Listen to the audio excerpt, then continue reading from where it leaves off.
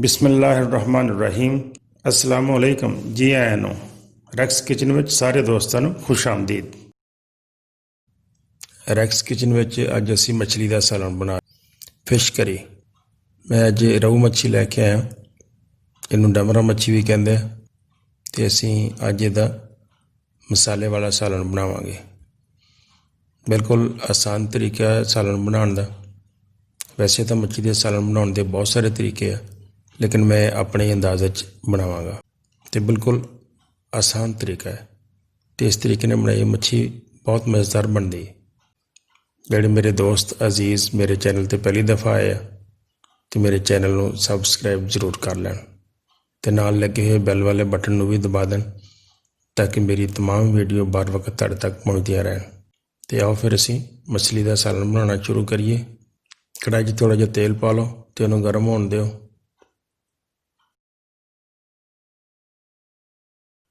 ਜਦੋਂ ਤੇਲ ਥੋੜ੍ਹਾ ਗਰਮ ਹੋ ਜਾਏ ਤਾਂ ਅਸੀਂ ਉਹਦੇ ਵਿੱਚ ਪਿਆਜ਼ ਦਾ ਪੇਸਟ ਬਣਾ ਕੇ ਪਾਵਾਂਗੇ। ਪਿਆਜ਼ ਦੇ ਪੇਸਟ ਨੂੰ ਥੋੜ੍ਹਾ ਜਿਹਾ ਪਕਾ ਲੈਂਦੇ ਹਾਂ।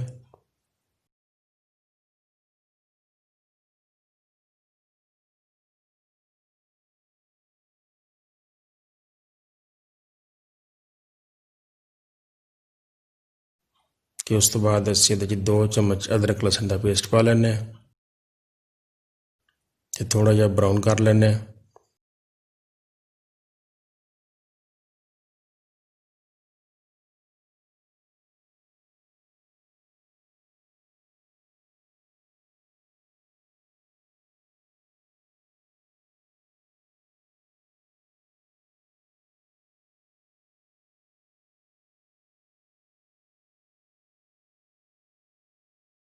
ਹੁਣ 1 ਚਮਚ ਨਮਕ ਦਾ ਪਾ ਲਓ, ਅੱਧੀ ਚਮਚ ਹਲਦੀ ਪਾਊਡਰ ਅਤੇ ਅੱਧੀ ਚਮਚ ਲਾਲ ਮਿਰਚ ਪਾ ਲੈਂਦੇ ਹਾਂ। ਇਹਨਾਂ ਮਸਾਲਿਆਂ ਨੂੰ 3-4 ਮਿੰਟ ਅੱਛੀ ਤਰ੍ਹਾਂ ਭੁੰਨ ਲਵੋ।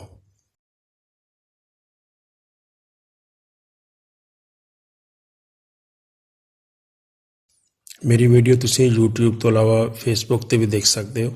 ਫੇਸਬੁੱਕ 'ਤੇ ਰੈਕਸ ਕਿਚਨ ਦੇ ਨਾਮ ਦਾ ਪੇਜ ਬਣਿਆ ਹੋਇਆ ਅਤੇ ਤੁਸੀਂ ਮੈਨੂੰ ਇੰਸਟਾਗ੍ਰਾਮ 'ਤੇ ਵੀ ਫੋਲੋ ਕਰ ਸਕਦੇ ਹੋ। ਹੁਣ ਅਸੀਂ 2 ਚਮਚ ਧਨੀਆ ਪਾਊਡਰ ਪਾ ਲੈਂਦੇ ਹਾਂ।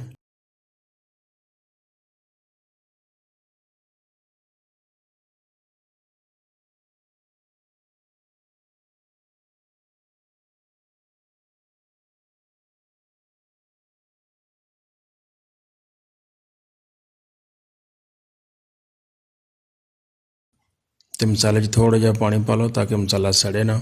ਪਾਣੀ ਪਾ ਕੇ ਮਸਾਲੇ ਨੂੰ ਹੋਰ ਥੋੜ੍ਹਾ ਜਿਹਾ ਭੁੰਨ ਲਓ।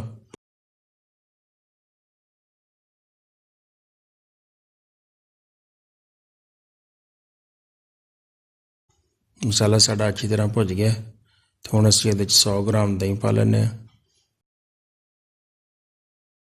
ਦਹੀਂ ਪਾ ਕੇ ਅਤੇ 1-2 ਮਿੰਟ ਇਹਨੂੰ ਹੋਰ ਪਕਣ ਦਿਓ।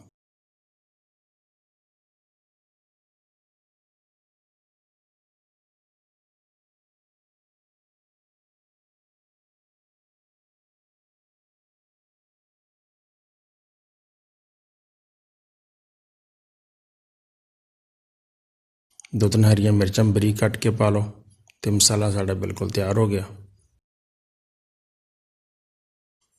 ਹੁਣ ਅਸੀਂ ਇਹਦੇ 'ਚ ਮੱਛੀ ਪਾਵਾਂਗੇ। ਰੋਹ ਮੱਛੀ ਜਿਹੜੀ ਮੈਂ ਅੱਛੀ ਤਰ੍ਹਾਂ ਸਾਫ਼ ਕਰਕੇ ਧੋ ਕੇ ਰੱਖੀ ਹੋਈ ਸੀ, ਉਹ ਇੱਕ ਪੀਸ ਕਰਕੇ ਅਸੀਂ ਇਸ ਤਰ੍ਹਾਂ ਆਹਿਸਤਾ ਇਹਦੇ 'ਚ ਪਾ ਲੈਂਦੇ ਹਾਂ। ਤਕਰੀਬਨ 1 ਕਿਲੋ ਮੱਛੀ ਮੈਂ ਇਸਤੇਮਾਲ ਕਰ ਰਿਹਾ। ਇਸ ਤਰ੍ਹਾਂ ਇਹਤਿਆਤ ਨਾਲ ਸਾਰੇ ਮੱਛੀ ਦੇ ਪੀਸ ਤੁਸੀਂ ਮਸਾਲੇ 'ਚ ਰੱਖ ਲਓ ਅਤੇ ਇਹਨੂੰ 3-4 ਮਿੰਟ ਇਸੇ ਤਰ੍ਹਾਂ ਹੀ ਪਕਣ ਦਿਓ।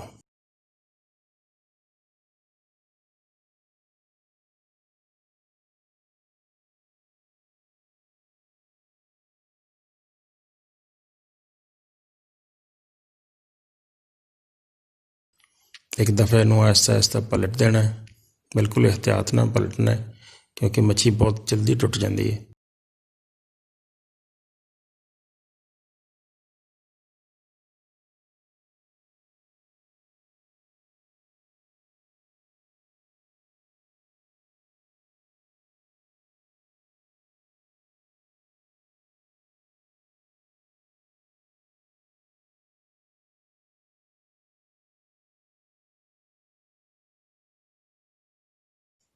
ਥੋੜ੍ਹਾ ਜਿਹਾ पानी पा के ते इनू 1-2 मिनट होर पका लेने।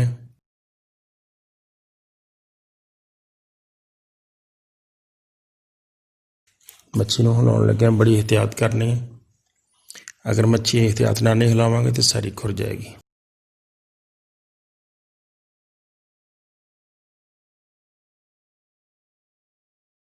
हुण असीं पानी इहदे च पावांगे, तकरीबन 1.5 गिलास पानी दा शामिल कर लो।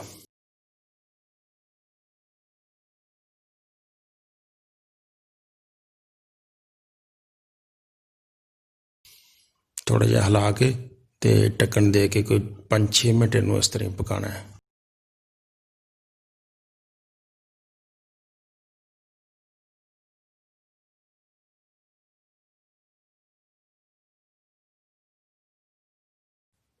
मच्छी साडी काफ़ी हद तक तैयार हो गई है। बिल्कुल ऐसा ऐसा एक दफ़ा इनू हिला दिओ।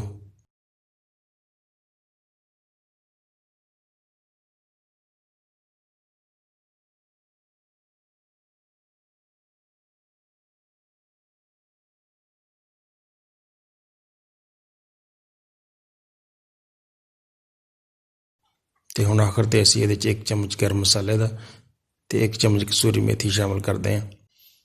कसूरी मेथी मैं पाउडर बना के शामिल कर रहा हाँ।